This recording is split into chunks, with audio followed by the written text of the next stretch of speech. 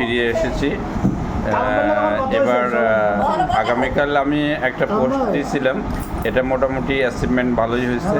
তো আসলে আমি সমসাময়িক বিষয় নিয়ে আপনাদের সাথে কিছু কথা তুলে ধরতে চাই। তো সেই বিষয়গুলোর আঙ্গিকে আমি আপনাদেরকে বোঝাতে চেয়েছি যে আসলে বিগত স্বৈরশাসক একনায়কতন্ত্র গঠন করার জন্য বিগত বছরগুলোতে মানুষ কত যন্ত্রণাদায়ক অবস্থায় ভুগছে। প্রত্যেকটা বাংলাদেশের প্রত্যেকটা ঘরে প্রতিটা মানুষ কত অশান্তিতে ভুগছে এবং কত অশান্তি ভোগ করছে, এই বিষয়গুলো আসলে আমাদের জানা উচিত। বিগত স্বৈরশাসক শেখ হাসিনা যখন পালিয়ে গেলেন ছাত্র জনতার বৈষম্য বিরোধী ছাত্র জনতার আন্দোলনে, এই স্বৈরশাসক দেশকে একটি অশান্তিকর অরাজনৈতিক একনায়কতন্ত্র গঠন করার চেষ্টা চালিয়েছিল, যেটা আসলে আমরা জানি গণমানুষের মুখে শোনা। কিছু মুরব্বী মানুষ গ্রামে যারা আছে এখনও জীবিত আছে, তারা বলে শেখ মুজিব সাহেব 75-71 সাধারণ নির্বাচনের পরে স্বাধীনতা যুদ্ধের পরে 71 যে সাধারণ নির্বাচন হয়েছিল, 70 সালে 71 যে নির্বাচন হয়েছে, এই নির্বাচনের পরে শেখ মুজিব সাহেবও এই একই আঙ্গিকে সমস্ত মিডিয়াগুলোকে একনায়কতন্ত্র পরিণত করে সরকার একটা দেশে একটি অশান্তিকর রাজনৈতিক পরিস্থিতি সৃষ্টি করেছিল। এবং বর্তমান বিগত যে সরকার স্বৈরশাসক শেখ হাসিনা,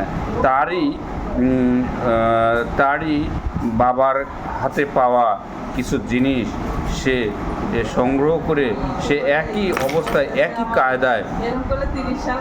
একই কায়দায় এই অবস্থার সৃষ্টি করেছিল।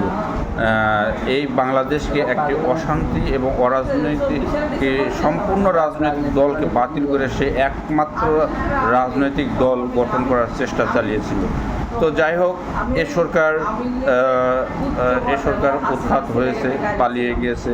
এখন সরকারের আশ্রয়স্থল ভারতে গিয়ে সরকার পৌঁছেছে।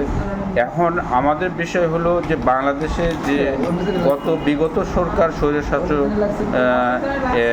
এই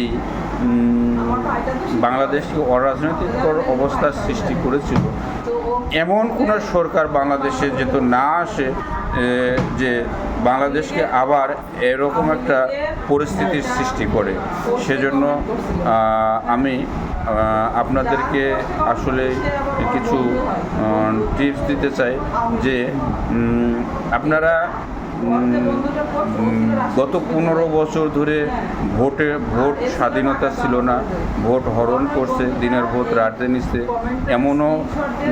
এমনও কেন্দ্র ছিল যেখানে কুকুর শুয়ে রয়েছিল।